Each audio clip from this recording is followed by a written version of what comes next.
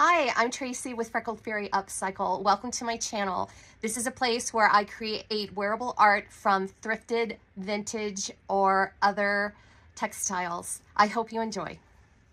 Welcome to my no longer messy studio. I've moved.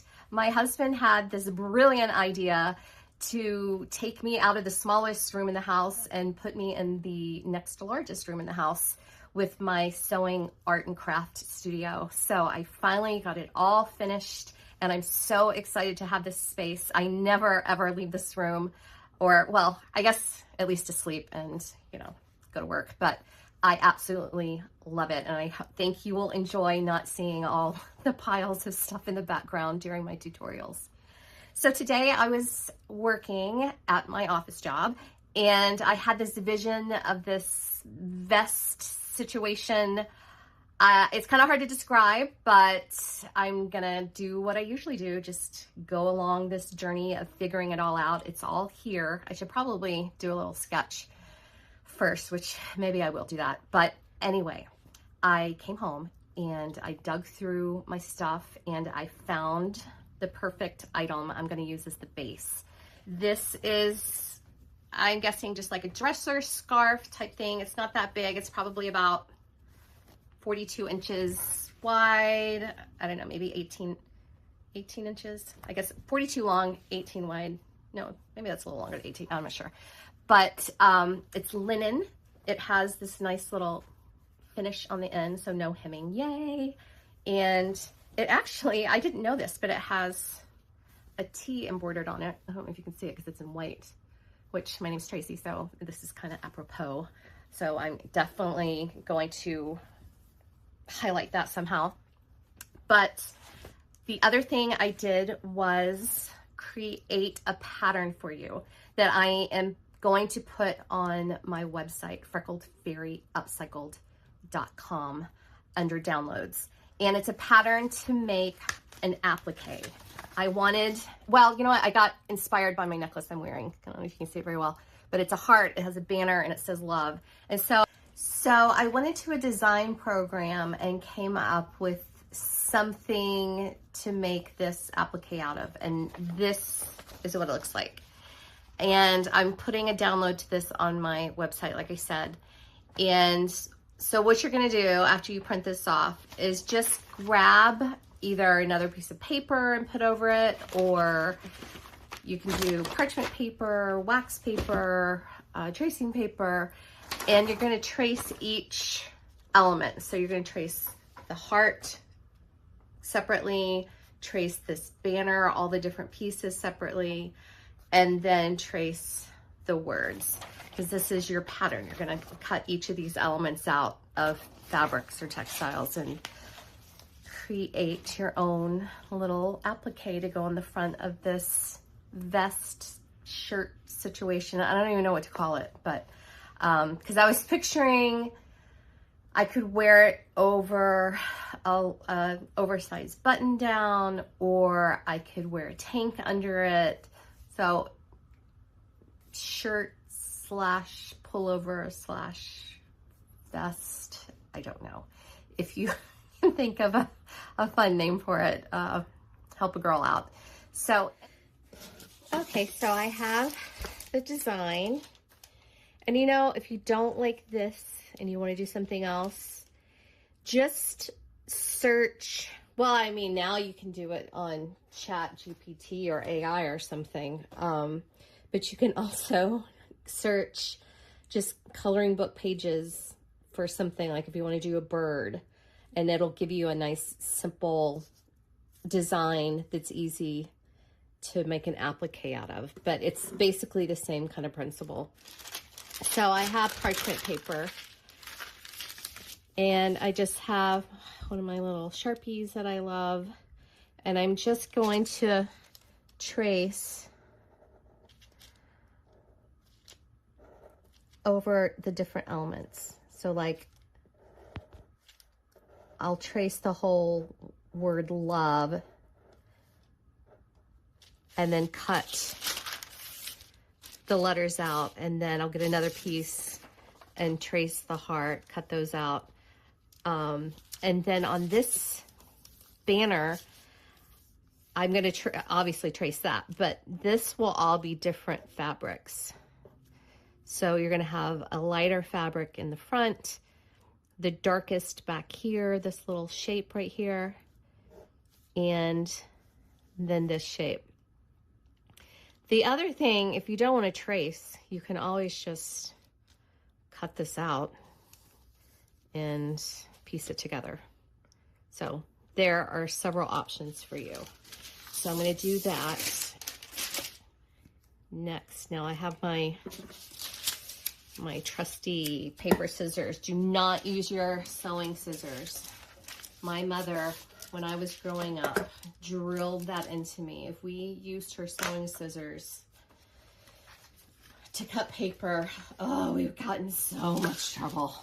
So make sure you have your paper scissors separate.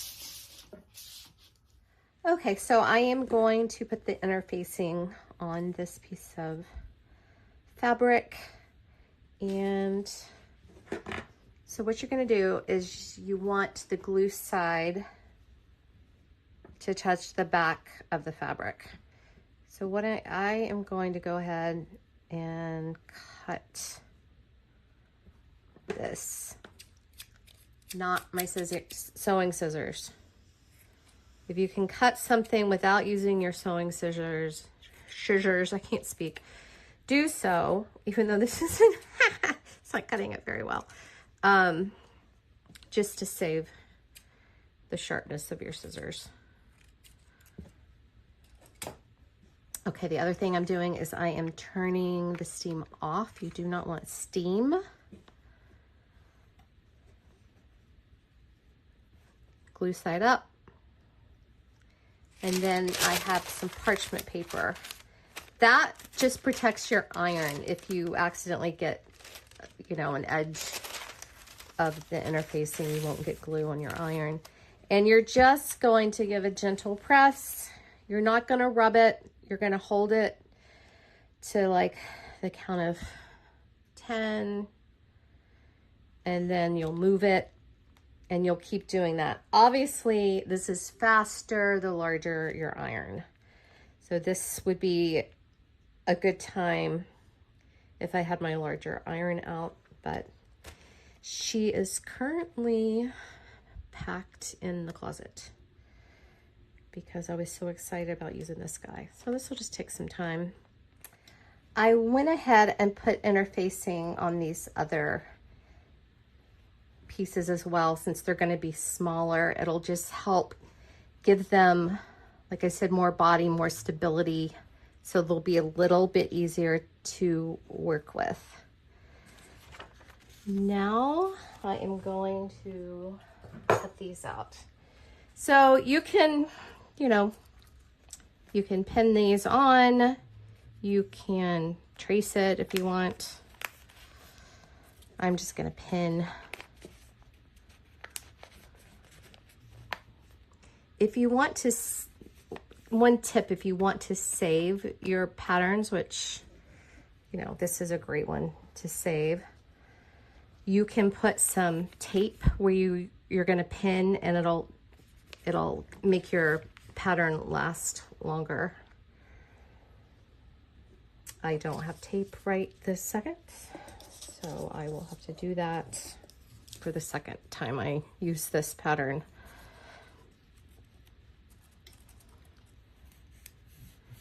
Try to get things as close to the edge as possible because scraps are valuable. You can use them so many ways. So I want to try to keep as much of my fabric as I can.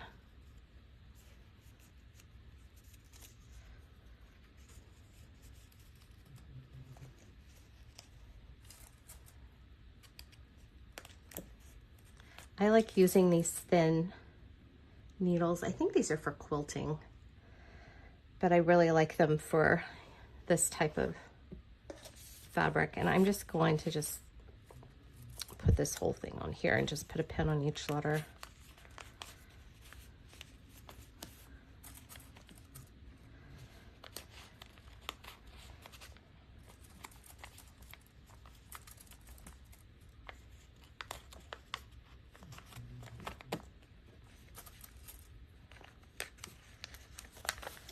that, and then the heart almost fits right there. Nice.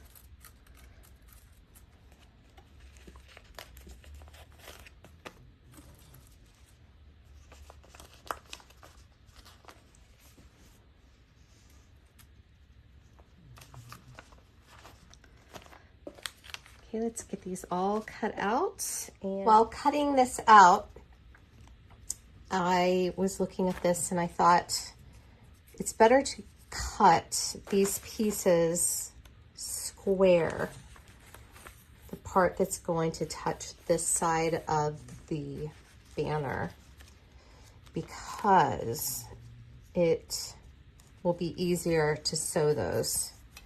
So I'm just gonna, oops, I'm just gonna square this off, and it'll be just tucked under that other piece. I'm gonna do it with this one, I mean the ends, and then oops, these little guys too. I'll just probably just make this a little square on the end so it can slide in there. It'll make it a lot simpler. Okay, so before we put the applique on this, we need to address the neck hole. So I ironed, I'm just going to call this a table scarf for lack of a better word. I ironed this in half because we're gonna put the neck hole here.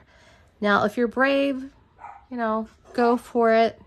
So I watch these videos sometimes and people are just like grabbing scissors and cutting a hole. I cannot do that. That stresses me out.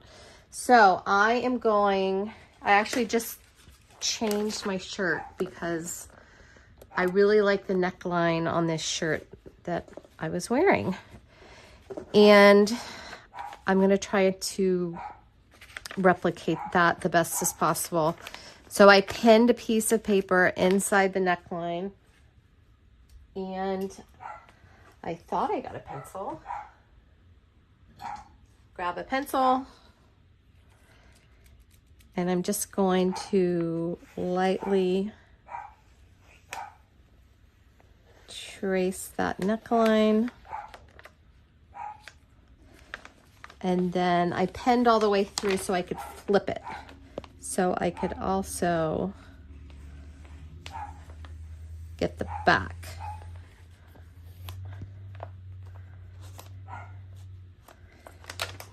The shape of the back, I guess I should say. Let's see how that did. Good Lord, these needles don't want to come out. Yeah, that's actually pretty darn good. So I'm gonna clean that up a little bit. Yeah, it looks like this just has like a really slight curve to it right there. And I'm going to get my little ruler, this guy, and I'm going to add some to it so that I'll be turning it.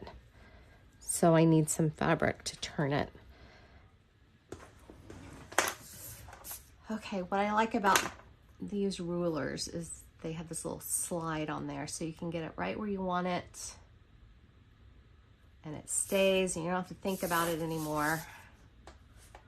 I gotta think about this. So I need to come in.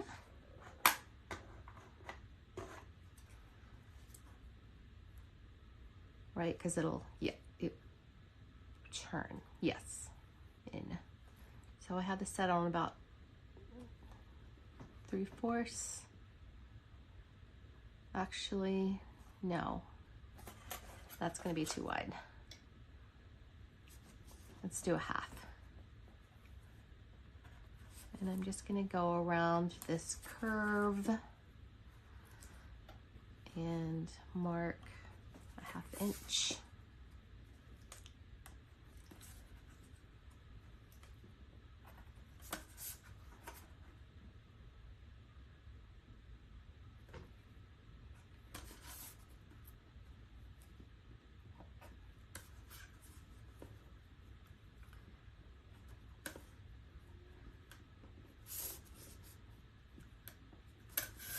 And then on the back as well, let's see.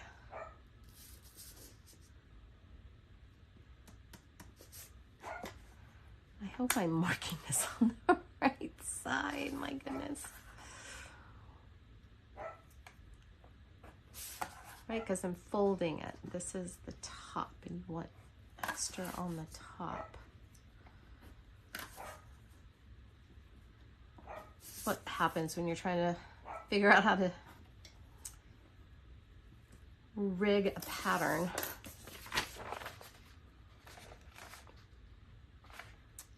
Does that make sense? Right, because this is gonna fold, fold. Yeah. So we're going to just kind of sketch that together. And sketch this together.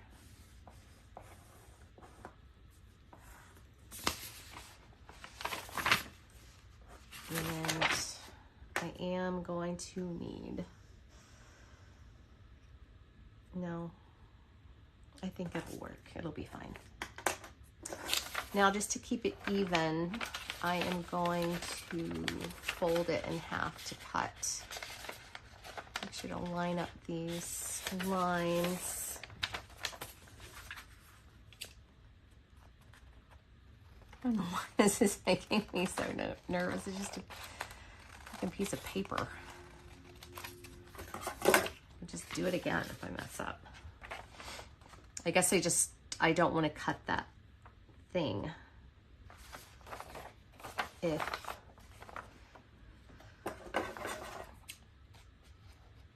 you know, you don't want to cut the hole too big because that's just like a hole. Wait, what am I doing? See, I gotta pay attention. Keep it folded and then cut it.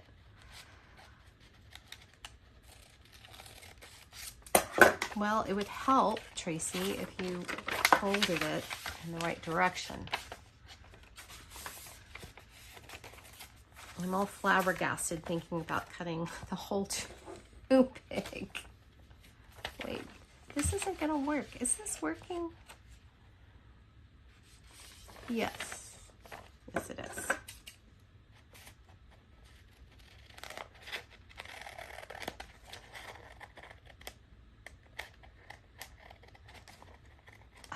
Well, good Lord.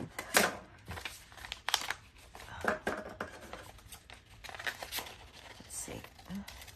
Okay. So that is the shape. Okay, to find the center, you know, I had ironed it in half and now I folded it in half again, just because that'll give me a line to work with. Decided I'm going to put the T in the back just for a cute little, I will probably be the only one who knows it's there, but it's still cute. And let's see, let me open this up. I think. Okay, so this is folded in half. We know where to put it here.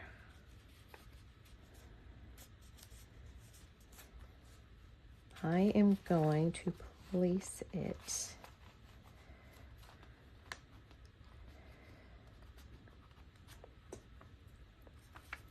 I don't know, because that will, yeah, let's place it there.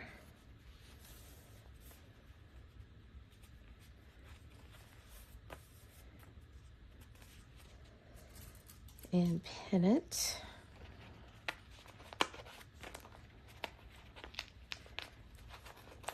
And then I'm going to say a prayer that I just did this correctly, so I don't have to figure out what to do with this thing I'm trying to make.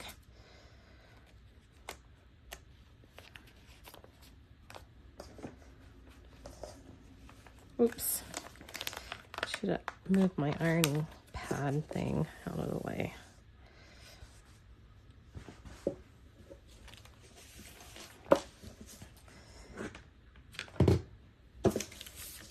Okay.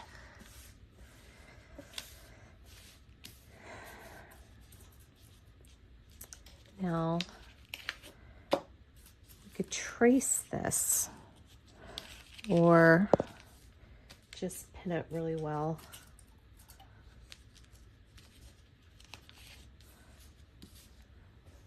This fabric is very flimsy, which I like because it's kind of flowy, but it's making it a little difficult to work with. Okay, wish me luck. Wish me luck. I'm going to start here in the middle.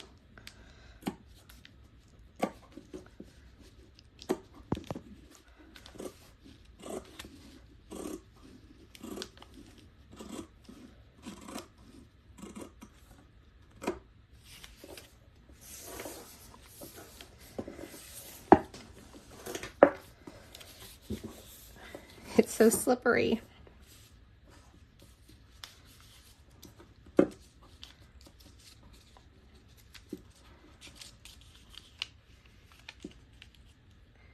Well, it still needs a little, it needs a little snip. Oh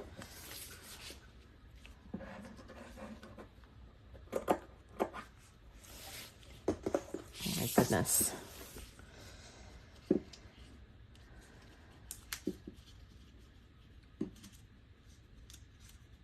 Okay.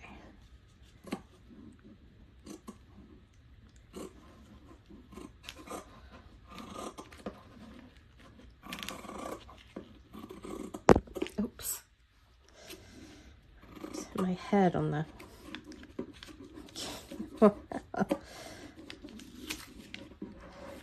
I'll just a fluster here.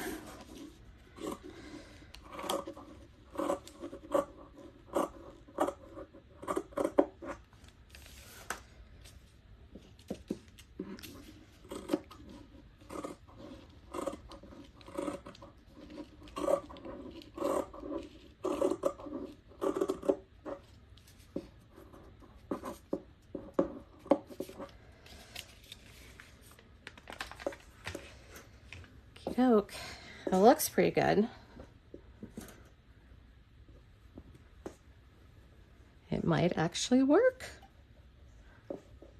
Okay, so I'm trying it on to make sure of a couple of things, that the neck worked, and it did, and I'm psyched. And what's great now is that I have this little pattern that I can use for something else. And what else I have discovered is this thing is perfect. It's the exact size that I need it to be. So I'm not gonna have to, I thought I was gonna have to put some fabric on the side. I don't. It could be cute, but we'll see after I do the neck and get the applique on there if I feel like I need some fabric on the side or not. But try your piece on to make sure that it's gonna work. Always try to cut smaller than you think, because you can always go bigger. It's, believe me, I've cut too big before, and it is just such a pain to either have to find something else or fix it in some way so you can still wear it, but you know, just low and slow on that. So next we're going to go ahead and hem the neckline before we put the appliques on. So I've gotten out my wine for the next part. It's actually a Friday night, so I'm gonna drink and drive my sewing machine. So hopefully nothing goes awry. But I am now going to sew the neckline, and I'm going to try a new technique I have seen a billion times online, and I thought, why not try it? So it's using paper to sew a curved neckline. So this is the bottom part of the pattern that I cut out. And basically what you do is you match it up from the hole that you cut, and you sew on the right side on top of the paper, straight stitch. And then we're gonna fold it inside, and it supposedly magically makes this really nice turned edge, and then you sew it again, and then you rip the paper out. I have some questions, like what happens to the paper that's inside the seam? I mean, maybe it just kind of like chills out, or I don't know, I don't know what's gonna happen. But this is a vest. I'm not gonna be washing it, you know, all the time. Like, and if I do wash it, it may be a hand wash type situation. So I don't know. Let's try it out and see what happens. Wish me luck. Okay, so I have the outside of the piece that I cut the pattern out of, and I'm gonna pin it along this edge. Hopefully. Looks like this is a little, there we go. I think it's just stretching out. The fabric is, I don't know, I may regret this. It's so flimsy. So we're gonna, this is the front side, or the outside of the tablecloth, whatever you want to call it, scarf, runner. I feel like it's more of like a scarf situation, but I don't know. And then this is the part I'm not quite sure about. I guess I feel like I need this situation. Yeah, I need that situation. Okay, so I'm actually, this is my pattern. So I am going to trace this and cut it out to use, so I don't ruin this pattern and have to go through that again. And I'm just gonna sew along the edge using that edge of the foot as a guide. This is a new machine to me. It's not new, but the beloved person who gave me the ribbon also left me this beautiful machine. So, okay, so that is on there. I needed to sip it out. So now you fold the paper around. Oh, you know what? I think I need to snip. Yes, I need to snip.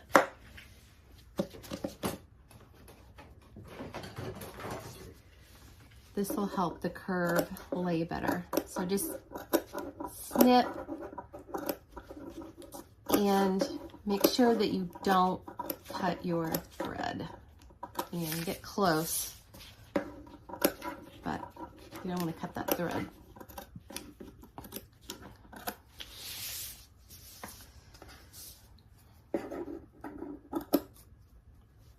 Okay, now we turn it. Oh, that's easier to turn.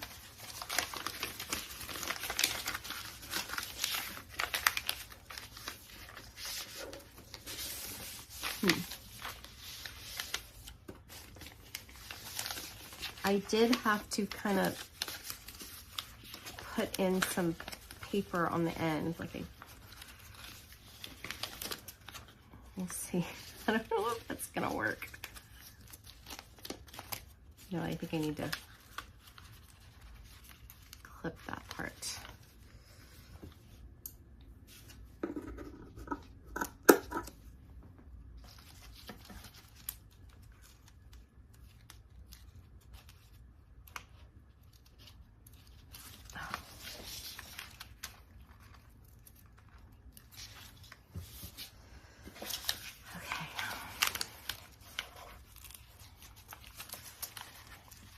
Good Lord.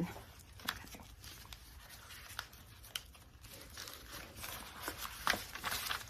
This corner does not want to turn.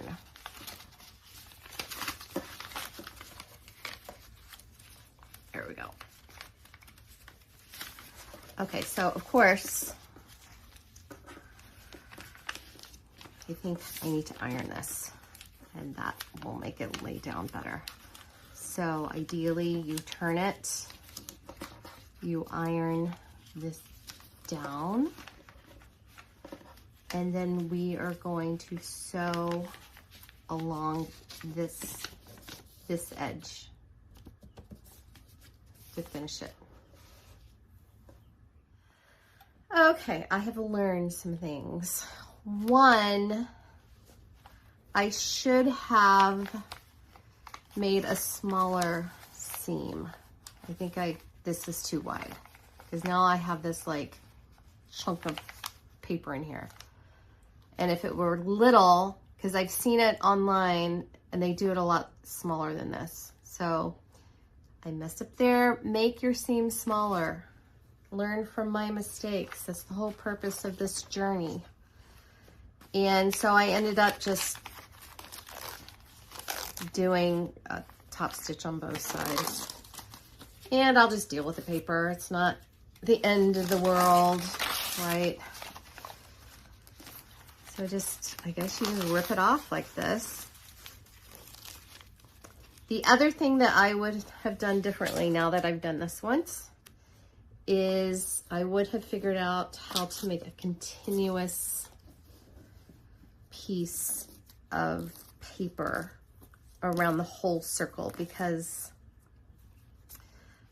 the corners were not easy to work with. And I think it's because I was just like shoving paper in there and sewing on it instead of, it wasn't connected. So when I did the front, it like moved, and because this fabric is so flimsy. So it may be easier if you have a more structured fabric. But again, I wanted this kind of flowy, light situation.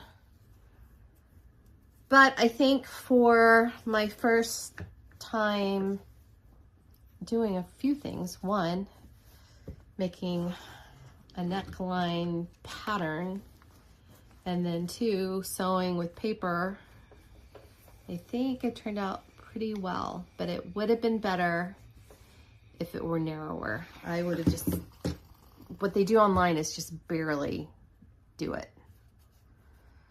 But this is the way it is. That is perfectly fine. I'm gonna try it on again and make sure I'm still on track with how this is turning out, even though it's full of paper now. So the next thing we're going to do is our heart on the front. So that's another good reason to try this on, because you can kind of see where you want to place it, which is probably right about, I'm going to look like one of those from Alice in Wonderland, those card, you know, those hearts that run around. Oh my goodness, Tracy. It's gonna be cute, it's fine. So probably right about there. So I'm just gonna pin it just to keep it in place. Okay, so this is about where I want it from trying it on. My little Queen of Hearts shirt I got, or vest I guess it is. So remember I had found the center here. So we've got that line going. So I'm just gonna line up the heart on that. And then I'm gonna pull out my pattern so I can remember the direction everything kind of fits. It'll make it a lot easier. I just want to lay it out and just see how things are looking.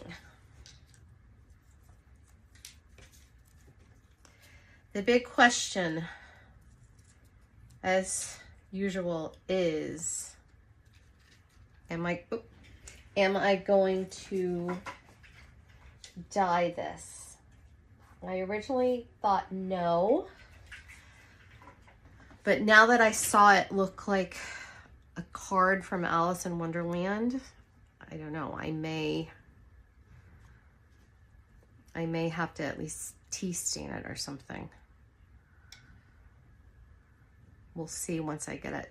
I kind of need to decide what it's going to be. I don't know. The reason I'm saying I have to decide, which I kind of, is because when I sew, you want to use the thread, the color of what you are dyeing your piece.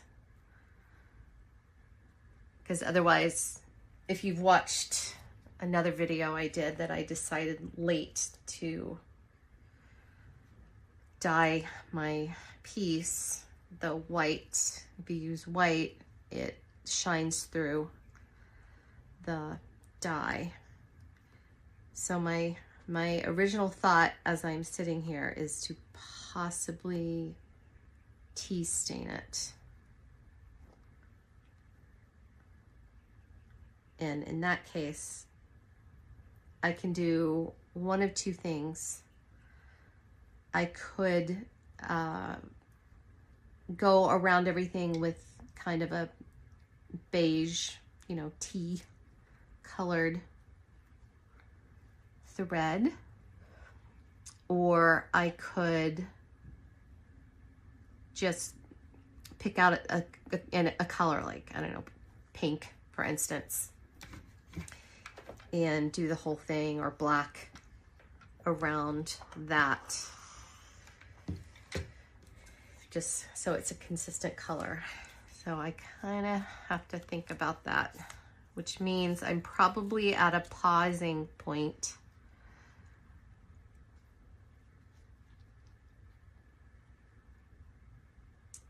So I can think about it and decide what I'm going to do. And plus, I'm having a hard time getting this lined up. I'm looking at this guy and trying to get these little things lined up so it looks right. And I don't know why I'm having a hard time getting it. But anyway, I'm going to lay this out, and then I am going to quit for the day, and I will come back to this tomorrow after I think about the dyeing situation and what I want to do with the thread. Okay, so this is all nice and secure. You know, I can move this around. I don't have to deal with pins, so I suggest you do that. I've decided I am going to dye this, but I'm torn between a pale yellow and a tea stain. So what I've decided to do on the thread is to use thread that goes with the colors. It's polyester thread, so it won't dye, and I think it'll be cute to have the different colors. So the heart I will do in this color, the banner in this lighter pink, and then the letters in this green. So now I'm gonna go to my machine and I'm gonna just zigzag. I'm gonna set my zigzag to probably a 4 or a 5 and go straight down the middle so it zigzags on both sides, catching the fabric and the tablecloth runner thingy. And you know, I may do one pass and maybe do 2. I don't know. Sometimes it's cute to do more than one passes with the zigzag because it looks, I don't know, it just adds some texture and dimension. So I'll do 1 and see how it looks and then go from there. Okay, so that is all finished. It didn't take too long. So at this point, you could leave it like this. You could put a ruffle around it. I'm not feeling very ruffly today, but I did pull out this lace that I have, and I think I'm going to put that along the edge of each side. And I am going to give this a yellow dye. I grabbed my Rit. I haven't used this color yet, so we'll see, but I'm going to try to not pour too much into my dye bath so that it doesn't get too dark. And I'm just going to follow the directions. For cotton, it does need to add, you know, some dish soap as well as some salt, which I will be doing. And then I am going to use this pale yellow to sew this lace along the edge. Okay, so I like to get the garment or fabric wet before dyeing, just to kind of open up the fibers. So when I'm filling up my pot, I'll stick it in there. I like to use my tongs because the water's hot. And I got this pot at Goodwill. I didn't want to spend a bunch of money on a big soup pot, and I actually found this one that I just used for my dyeing. Since I'm just doing this one piece, I don't need to fill the pot up, right? I just need this to be able to get submerged. So this is probably plenty. Now I'm going to take it over to the stove. So I also grabbed the lace that I'm going to use. I'm going to use this as ties on the side of the garment. So I'm going to get this wet before I dye it. I have grabbed my thermometer. The water needs to be 140 to really dye nicely. So I'm going to get the water up to that. And while I'm doing that, I'm going to start trying to get a nice light yellow. So start, you know, with a little bit at a time until you get the color you want. And I check it with a paper towel, but I'll show you what I do. Give this a good shake. And oops, just put a little bit. I want it so light.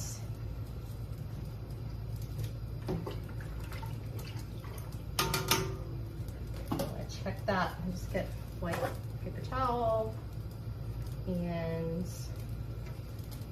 dip it. Probably a little too light.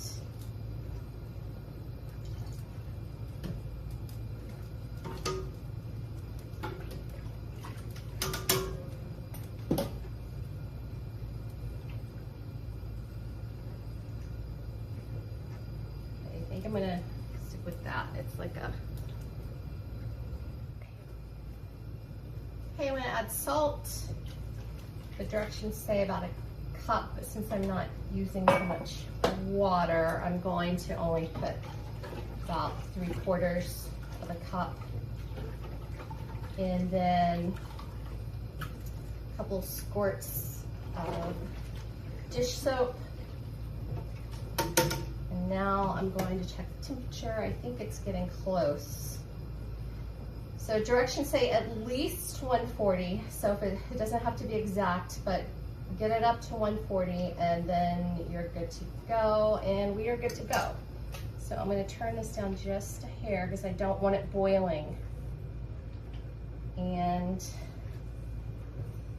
I'm going to put my items in here, not all squinched up like they are right now.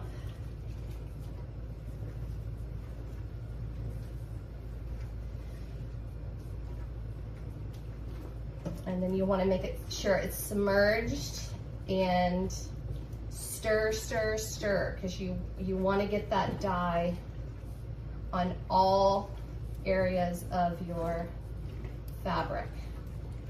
I'm going to do this about probably 10 to 15. It says to do it longer for 30 minutes. But I think I'm gonna go 15 because I did dye something pink. It was a vest. I don't know if you've seen that tutorial, but it's another great tutorial on scrap busting, making a vest, and I dyed it pink. And it got a lot darker than I wanted. So I'm just gonna go 15 minutes on this one. Okay, it's been about 15 minutes, and I like the color. So I'm going to take it to the sink,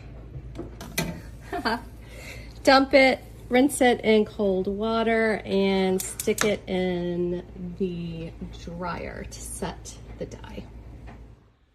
Okay, I am so excited.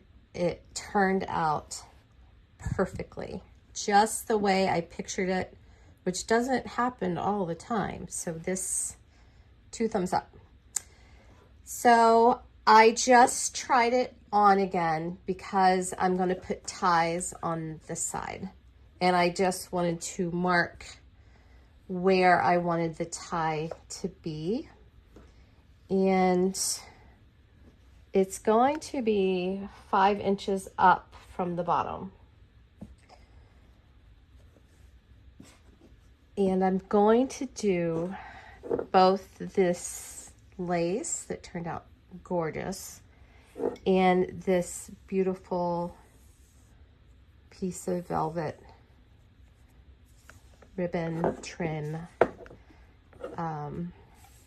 It's gonna tie everything together. I love it so much. Now, decide how long you want your ties. I want something really whimsical, so I'm actually gonna make my ties really long, so they're gonna hang down. I'm thinking about wearing this with this white linen dress I have. I'm also thinking about wearing it with just a oversized button down and maybe linen pants or jeans. So I'm going down further than, it's not gonna be just right under my arm. So that's why I'm going down further. It's just to give myself some versatility. So the length I'm cutting is only based on how much lace I have. So 4 pieces is going to be 27 inches each, and then I will cut 4 pieces of the ribbon, 27 inches each. I am going to fold over the end of the lace and finish it off so it doesn't just ravel horribly.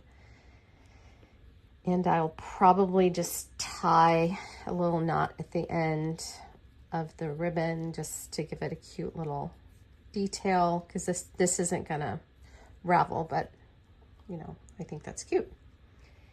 And I am going to, I've been trying to decide if I'm going to sew them on top, which you can do. Where's my guy? or underneath. And I think it's going to be underneath. But whatever works for you, whatever aesthetic you like. You can also, if you don't have lace, you can make your own ties. You can also just cut fabric straps, do something kind of rusticy, whimsical. I always feel like if it's not perfect, it gives it more character. So I am going to do that, and then I am going to style it and show you the final product. I can't wait to see how it looks on.